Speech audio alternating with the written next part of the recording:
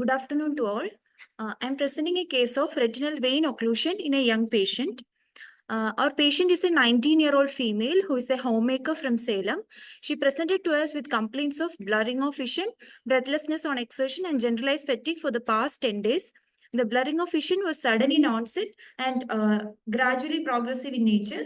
There was no history of trauma, floaters or flashes of light, no history of redness, photophobia, or pain. She was recently diagnosed to have bilateral ovarian cyst and is not on any treatment, no other comorbidities or no history of any surgeries in the past.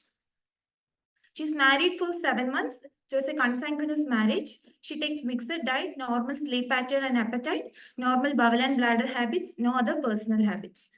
She attained her menarche at 13 years with regular cycles of 28 days, lasting for 4 to 5 days with normal flow. For the past 3 cycles, she is having menorrhagia, lasting for 5 to 7 days with moderate to severe flow. No significant family history. In general examination, she was found to be conscious, oriented, moderately built and nourished. Pallor was present. No icterus cyanosis, clubbing, lymphadenopathy or pedal edema. She was febrile and her vital signs were within normal limits. Systemic evaluation was found to be within normal limits. Coming to ocular examination, normal head posture, no facial asymmetry. Her uncorrected visual acuity in the right eye was 6/24 partial, not improving, and left eye 6/12 partial, not improving. Her anterior segment examination was within normal limits.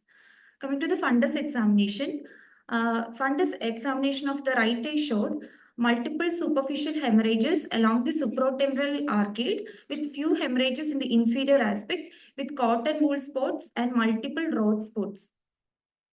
In the left eye, multiple superficial hemorrhage in the peripapillary region extending up to the fovea with cotton wool spots and macular edema.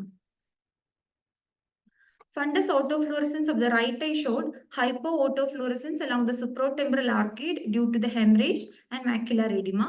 In left eye, hypoautofluorescence in the peripapillary area and macular edema. This is the fundus fluorescent angiography of the patient. It shows in the right eye blocked fluorescence along the supratemporal arcade and in the left eye blocked fluorescence in the peripapillary region. OCT image of the right eye showing increased foveal thickness with multiple cystoid space in the outer retinal layers with subfoveal detachment. In the left eye, there is increased foveal thickness with few cystoid space in the nasal parafoveal area with subfoveal detachment. On further investigation, she was found to have a hemoglobin level of 4.5 gram per deciliter and a diagnosis of right eye supratemporal branch vein occlusion, left eye macular tributary vein occlusion, and both eye macular edema and anemic retinopathy was made. She was given intravitreal bevacizumab in the right eye on March 27 and in the left eye 1 week later. She was referred to another center in view of vein occlusion along with features of anemic retinopathy to rule out any other systemic illnesses. Further evaluation showed a packed cell volume of 14.4, which is markedly reduced, and a total count of 3,960 cells per millimeter cube and platelet count of 12,000 per millimeter cube. She was also found to have an elevated lactate dehydrogenase level, low serum iron and folic acid level. Her ultrasound abdomen showed bilateral ovarian cyst. She was found to be non-diabetic. Her thyroid, liver, and renal function tests were normal. Peripheral smear examination showed severe microcytic hypochromic anemia and thrombocytopenia. She was transfused 2 units of packed red blood cells and 2 units of single donor platelets. Her post-transfusion hemoglobin was 8.6 gram per deciliter and the platelet count was 7,000 per millimeter cube. So she was referred to CMC Vellore for further workup. There, she underwent bone marrow biopsy, which showed cellular marrow with trilineage hematopoiesis and adequate megakaryocytes. Her autoimmune panel showed anti-nuclear antibody and anti-SSA antibody positivity. She was diagnosed to have systemic lupus erythematosus.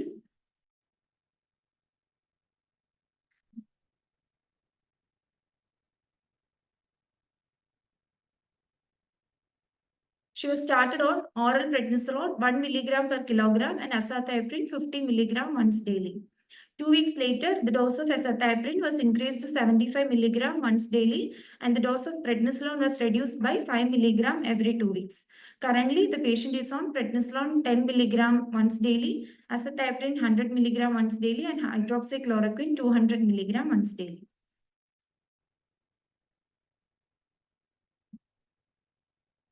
She was reviewed at 1 month. She was symptomatically better. Her uncorrected visual acuity in the right eye was 6/9, not improving, and then left eye 6/6. Anterior segment examination was within normal limits. Fundus examination showed resolving macular edema. Fundus autofluorescence showed resolved hemorrhages and macular edema, and OCT showed normal foveal contour. This is a case report published in the year 2021. In this, Brahim et al. And colleagues reported the first case of recurrent retinal vein occlusion as a revealing manifestation of SLE in a 40-year-old male patient. He presented with blurring of vision, and examination revealed branch vein occlusion, and he underwent treatment for the same. 1 year later, he again presented with central vein occlusion.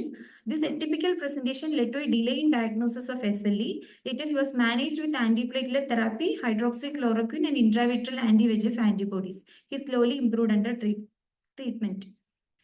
This is a retrospective case series including 3 patients. This was published in the year 2022. In this, all the 3 patients had a branch retinal artery occlusion, with first patient having a branch retinal artery occlusion in the other eye. Second patient had a non-ischemic central retinal vein occlusion, and the third patient having an evolving ischemic central retinal vein occlusion. All the 3 patients were positive for anti-nuclear antibodies. The second patient had an elevated homocysteine level, and the third patient was also positive for lupus anticoagulin.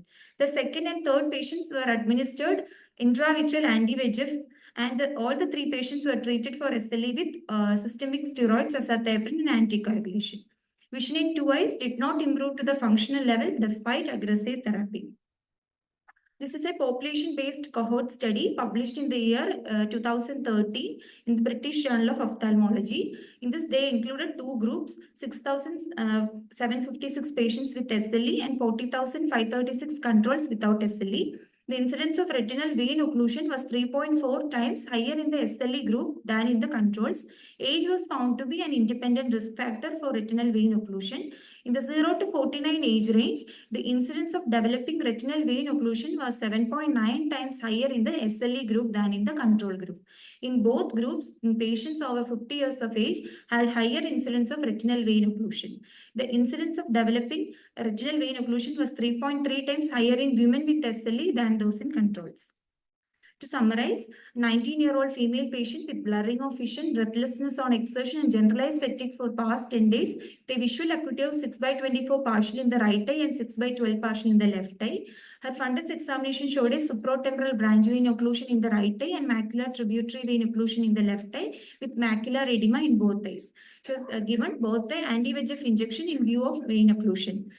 Further investigation showed hemoglobin level of 4.5 gram per deciliter and a platelet count of 12,000 per millimeter cube. Peripheral smear examination showed microcytic hypochromic anemia with thrombocytopenia, and autoimmune panel revealed anti-nuclear antibodies and anti-SSA positivity. She was diagnosed with SLE and started on systemic steroids and immunosuppressants. So vein occlusion is an unusual presentation in patients with anemic retinopathy, which demanded a detailed systemic evaluation, which led us to the diagnosis of systemic lupus erythematosus. So a detailed systemic workup is essential especially in young patients with vein occlusion. Thank you.